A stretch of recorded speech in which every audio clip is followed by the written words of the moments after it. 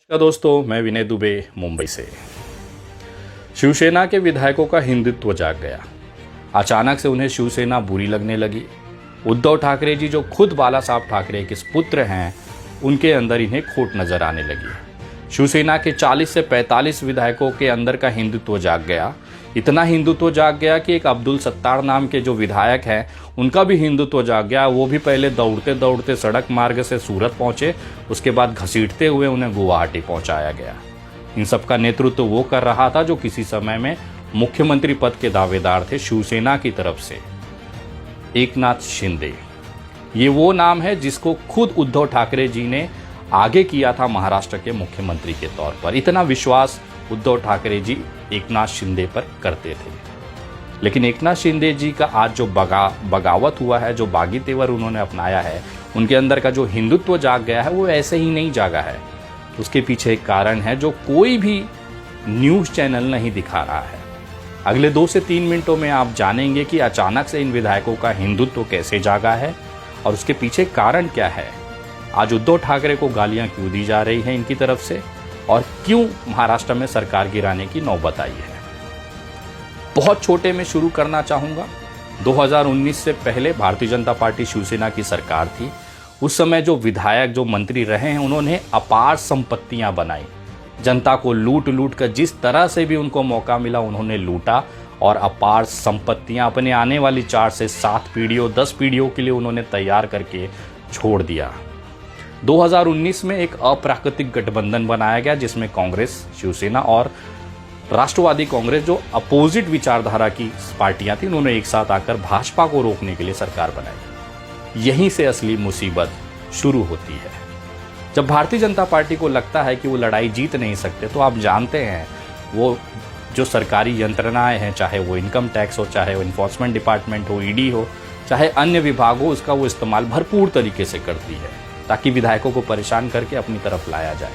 यही कारण है कि भारतीय जनता पार्टी के करीबन 90% विधायक और सांसद जो हैं वो दूसरे पार्टियों से हैं। क्योंकि ये विधायक और सांसदों ने जब अपने मंत्री रहते, विधायक रहते, सांसद रहते अकूत संपत्तियां हाजिर की, चोरी की, उस चोरी का हिसाब जब सरकारी यंत्रणाएं लेने लगी, ईडी लेने लगी, इनकम टैक्स लेने लगी, तो इस फाइल को दबाने के लिए केवल एक रास्ता होता था कि आप भारतीय जनता पार्टी ज्वाइन कर लीजिए। आज जो शिवसेना के बागी विधायक निकले हैं, उसके पीछे भी यही एकमात्र कारण है। उसका सबूत आप देखने जा रहे हैं आपके स्क्रीन पर। एकनाथ शिंदे जी नंबर 2 थे शिवसेना में। सारे जितने विधायक मंत्री रहे हैं वो कहीं ना कहीं उनसे कांटेक्ट में रहे हैं। यही कारण था कि भारतीय जनता पार्टी ने इस पूरी लॉबी को टारगेट किया। नीचे से सबसे हल्के वाले विधायक से इन्होंने शुरू किया ईडी की इंक्वायरी, इनकम टैक्स के रेड, और धीरे धीरे ये इल्लीगल पैसे की कमी, इस इल्लीगल पैसे की जो जमा पूर्ति थी या एक तरह से भ्रष्टाचार था, अकूत संपत्तियां बनाने का जो सिलसिला था, उसकी जो आग थी वो धीरे धीरे एकनाथ शिंदे तक पहुंचने लगी। क्योंकि कहीं ना कहीं बॉस तक ये आग नीचे से पहुंचनी थी। उसी का एक उदाहरण है प्रताप सरनाइक, थाने से विधायक। उन्होंने बाकायदा पत्र देकर, आपके जो ये स्क्रीन पे आप जो लेटर देख रहे हैं, ये विधायक प्रताप सरनाइक का लेटर है जो मराठी में है।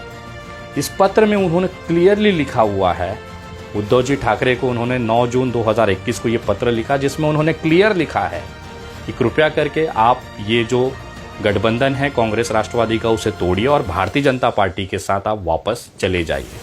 उसका कारण ये था कि आपके स्क्रीन पे जो एक ये जो एबीपी न्यूज़ का आप देख रहे हैं, इसमें लिखा हुआ है कि ईडी की लगातार छापेमारी इनके और इनके बच्चे विहंग के ऊपर हो रही थी।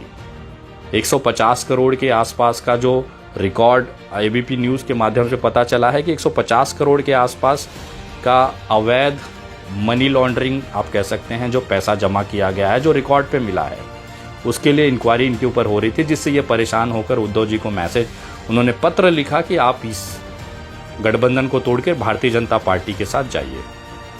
यही दूसरे एक विधायक जो आज गुवाहाटी में बैठे हैं, यामिनी जाधव करके, जो यशवंत जाधव की पत्नी है। ये कभी महापौर और बीएमसी के बड़े नेता हुआ करते थे। यामिनी जाधव भी आज एकनाथ गुट में है क्योंकि इनके ऊपर भी इनकम टैक्स की रेड पड़ी थी।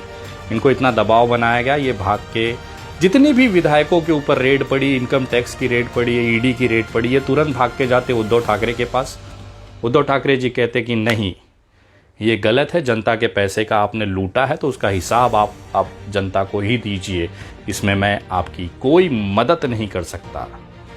ये इस तरह का जो एक डिसीजन था उद्धव ठाकरे का, यहीं से विधायकों की नाराजगी शुरू होती है। ईडी और इनकम टैक्स की आंच धीरे धीरे एकनाथ शिंदे तक चली गई। नेशनल हेराल्ड की ये जो न्यूज़ आप देख रहे हैं, इसमें इन्होंने बाकायदा विश्लेषण किया है कि ईडी और इनकम टैक्स की डर की वजह से एकनाथ शिंदे को मजबूर होना पड़ा इन विधायकों को लेकर सूरत और उसके बाद गुवाहाटी भागने के लिए। इनके अंदर का कोई हिंदुत्व या फिर ऐसी कोई प्रतिष्ठा या निष्ठा नहीं जागी है। ये अपने कमाए हुए उन अवैध काले पैसों को सुरक्षित रखना चाहते हैं, जेल से जाने से बचना चाहते हैं। उसका ही एक बड़ा कारण ये रहा है कि इन नेताओं को भागना पड़ा महाराष्ट्र छोड़कर। ये वो नेता हैं जो कहते थे कि हम जहां खड़े होते हैं सरकार वहीं से अड़ेगी। ये नेताओं को हमने सूरत भागते हुए देखा, गुजरात पुलिस इनको घसीटते हुए जहाज़ों में डालते हमने देखा, गुवाहाटी में एक छोटे से होटल में बैठ के दुबके हुए हमने देखा। ये वही नेता, विधायक, सांसद हैं जो आज बगावत कर रहे हैं, क्योंकि उसके पीछे कारण है कि अगर वो बगावत ना करें तो भारतीय जनता पार्टी की जो केंद्रीय यंत्रणाएं हैं वो इनको तबाह कर देगी। इनके जितने कमाए हुए अवैध काले पैसे हैं उसे जब्त कर लेगी, इन्हें जेल में डाल देगी। तो कौन जेल में जाना चाहता है? उद्धव जी की गलती केवल इतनी थी कि इनके जो काले कारनामे थे, इनके जो भ्रष्टाचार थे, उसमें उन्होंने इनका साथ नहीं दिया। तो ये हकीकत कोई भी न्यूज़ चैनल क्यों नहीं दिखा रहा है? मेरा आपसे इतना ही एक अनुरोध है, चाहे सरकार भारतीय जनता पार्टी की बने, चाहे एकनाथ शिंदे जी मुख्यमंत्री बने, चाहे केंद्रीय मंत्री बने, 3 जुलाई तक भारतीय जनता पार्टी का टारगेट है कि महाराष्ट्र में सरकार स्थापित हो। एकनाथ शिंदे जी को 2 सीटें केंद्रीय मंत्रालय में देने का ऑफर किया गया है भारतीय जनता पार्टी द्वारा। 10 के आसपास राज्य मंत्री महाराष्ट्र में दे रहे हैं। 5 से 6 या 8 कैबिनेट मिनिस्ट्री महाराष्ट्र में भारतीय जनता पार्टी ने इनको ऑफर किया है। तो मैं ये जानता हूँ कि लालच सबसे बड़ी है। काले पैसे, जनता के पैसे से जो इस तरह से उन्होंने भ्रष्टाचार किया है, उसे बचने के लिए वो भाजपा के वॉशिंग मशीन में जाएंगे और वहाँ से सारी चीज़ें क्लीन चीट होते हुए अपने आप सरकार में सफ़ेद कॉलर, वाइट कॉलर बनकर मंत्री बनकर बैठेंगे। लेकिन कहीं ना कहीं इस बीच में उस जनता को ये सोचना चाहिए कि क्या ऐसे लोगों को आप फिर से मतदान करेंगे जिन्होंने करोड़ों रुपए आपके टैक्स के पैसे से चोरी किए, जिनके ऊपर ईडी और इनकम टैक्स की रेड चल रही है। बस ये भारतीय जनता पार्टी में जाते हैं इनको पूरा क्लीन चिट मिल जाएगा। ये ठीक वैसे ही था जैसे 2019 की वो सुबह, वो भोर, जब अजीत दादा पवार साहब और देवेंद्र फडणवीस जी शपथ ग्रहण कर लेते हैं, उसके 2 दिन के बाद ही 70,000 करोड़ के घोटाले की जो फाइल थी एंटी करप्शन ब्यूरो में, वो रद्द कर दी जाती, क्लीन चिट कर दी जाती है।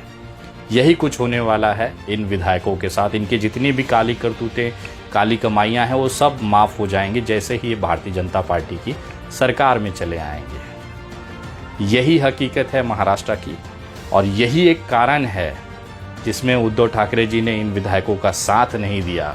और यही नाराज़गी थी कि अपने करोड़ों रुपए के काले पैसे अंबार को बचाने के लिए इनका अचानक से हिंदुत्व जाग गया।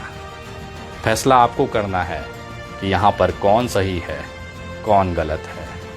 2.5 साल सरकार की राज में मंत्री रहते हुए सरकार की सारी फैसिलिटीज़ का आपने इस्तेमाल किया।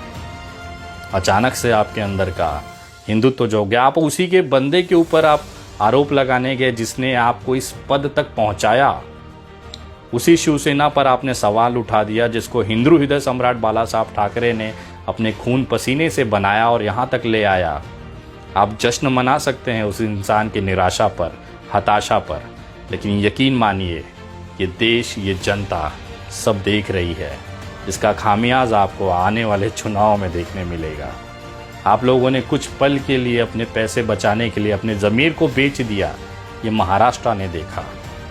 आप जैसे नेताओं की वजह से ही आज महाराष्ट्र कलंकित हुई है।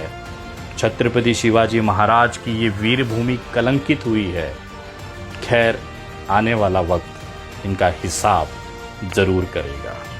लेकिन चेहरे जो देश से, जो महाराष्ट्र से गद्दारी करने वाले थे, उसे देश ने पहचान लिया, महाराष्ट्र ने पहचान लिया।